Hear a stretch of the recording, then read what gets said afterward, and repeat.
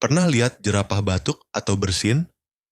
Gak bakal bro, karena mereka hampir gak pernah ngelakuin itu. Leher mereka yang super panjang bikin tekanan di paru-parunya beda dari hewan lain. Makanya, mereka jarang banget ngalamin lendir atau iritasi kayak kita manusia.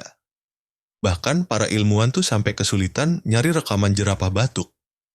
Tapi bukan berarti mereka nggak bisa ya, cuman itu bener-bener langka banget. Lucunya lagi, kalau jerapah batuk pun, suaranya hampir nggak kedengeran. Jadi kalau lu lagi batuk, pilek, bersin, inget ya, jerapah tuh anggota anti-batuk club. Unik banget kan hewan satu ini? Tinggi, tenang, nggak rewel, dan kayaknya nggak pernah masuk angin. Respect buat jerapah,